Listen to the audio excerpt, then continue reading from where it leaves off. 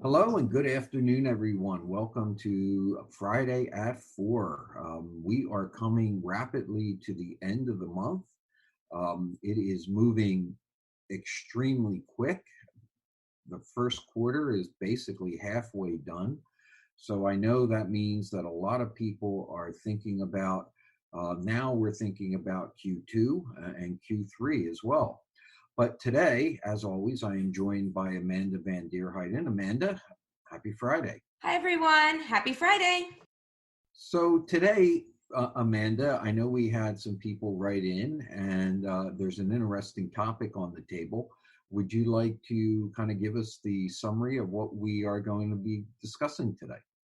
So, a big topic that I hear a lot about is executive presence, and it's a buzzword. A lot of people don't fully understand what it means, but we wanted to deconstruct executive presence a little bit for you today and talk about our experience with it and how it impacts both the talent acquisition world that Jim lives in and also the talent development world that I live in. So, executive presence, Jim, what does it mean to you?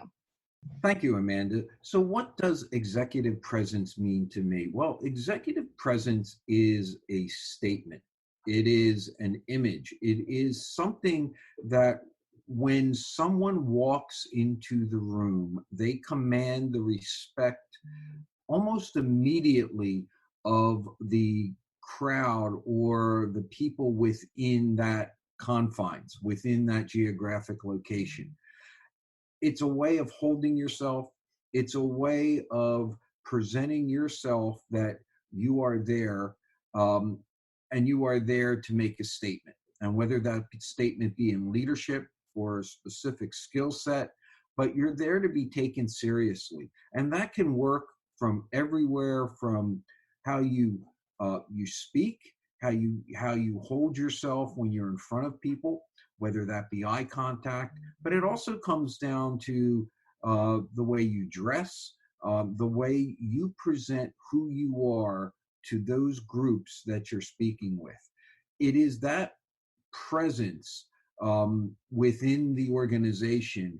I like to say this: when somebody is walking down the hall, sometimes you're not sure who they are or what title they may hold, but just the way they hold themselves and the way they aesthetically look, you can almost figure that that's somebody in a decision making role. Does that make sense to you, Amanda? Absolutely. When I walk into a room, it's a fun game I like to play actually. You can walk into a room and you can sense in that room, in that boardroom, in that conference room, wherever you are, whatever room, networking room, you can tell who's the most senior person is by not only the way that they carry themselves, but the way others interact with them.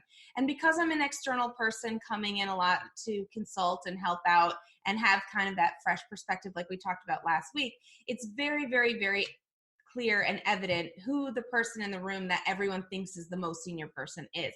And it's not about age and it's not about even title sometimes, but it is, like Jim said, it's the way they carry themselves, it's the way they speak to other people. And so it's more than just a reputation because it's what their presence brings or takes away from a room, and that's an important thing to note. And I will tell a fun quick anecdote. I was at a conference. We were doing this huge learning development initiative. We had hundreds of people from all over the country in, and so we had very senior level stakeholders involved, the leaders of the organization, which is a huge organization.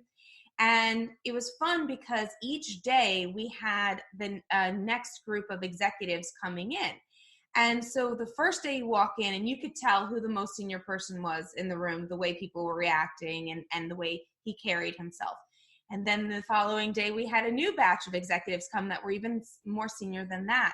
And it was so interesting to see the guy who used to be the most senior person in the room interacting with these executives who were higher than him, because you could definitely feel, whereas just yesterday he was the most, had the best executive presence. Then you put him against the other executives and you realize he's not quite at their level, but you wouldn't notice that until he's in the room with them. So you might executive presence can always be moving, it can always be shifting. And the way that impacts my world of how do you develop people and how do you develop others, it's not just your communication, it's not just the way you carry yourself or your confidence level or the way you're dressing, but be around a lot of different types of people and see, what's working for them, and then develop your own style. The way I talk to a group of seniors in college is going to be very different than the way I speak to senior executives at an organization. Jim, how do you adjust yourself to have that executive presence depending on which audience you're in front of?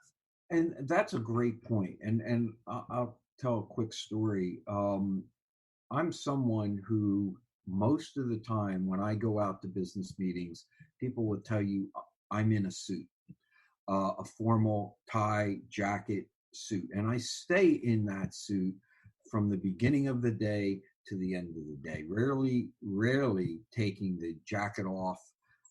That's just my thing. And it goes back to my time when I first started. It was somewhat of a conservative financial environment where that is something they kind of demanded. I've gone to other places where when I walk in with a suit, people look at me really strange. They don't wear suits. But I found for myself that my suit is my uniform. It's how I know I'm going to work. It's how I feel secure that this is who I am when I'm going out to a meeting. So I say to people, I hate to use the term dress for success, but the point is dress for the way you perceive you need to be successful. So having that stature, if you're comfortable in a suit and you feel that that is what you need to take that one thing off your checklist, then do it.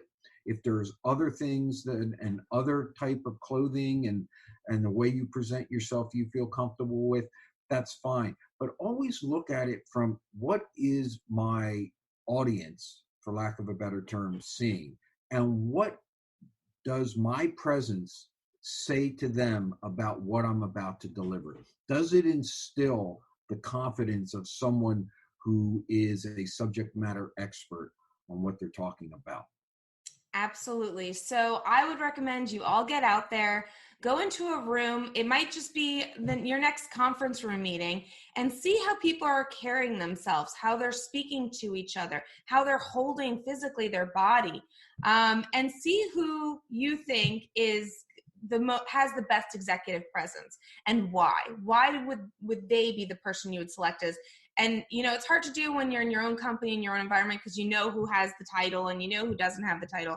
But try to look beyond titles and look for those subtle nonverbal cues, and also, of course, the communication cues that go with them. So that's what we wanted to talk a little about. I know there's going to be more questions on this. We're happy to talk deeper and dive deeper into how this impacts the talent acquisition world of getting and finding a job, how you carry yourself in interviews, to the development world of how do you take your executive presence to the next level, regardless if you're a junior person or if you're a much senior person and you think you have it. There's always room for improvement. So how can we be improving? How can we be pushing forward? And I would just like to just piggyback on that before we close, which is, and I think we're going to do a whole show on this because this is it's a passionate topic of mine. I get questions all the time. How should I dress for this interview? And I always come back and saying, you can never overdress for an interview. You get that first time, that one time to make a first impression, make it. Don't make excuses. I didn't know I should have worn this, or I felt out of place. Even if it is a business casual environment, overdress. Make yourself have that executive presence, because next time you meet them, you can always down dress a little. But I hope this was helpful. This is a topic that we can really expand on, and we would like to hear your thoughts on this, because I know people have different views on what executive presence actually means in the workplace and how they feel personally it means to them. So again, we have our website up, which is www.friday@4. That's the number 4.net. So friday@4.net. And our other website is www.grtas.net. Keep listening to the podcasts and viewing our YouTube videos. The viewership and the listenership is going up every week, and we really appreciate it. And Amanda, until next week, have a great weekend and a good week, and we will see everybody next Friday at 4.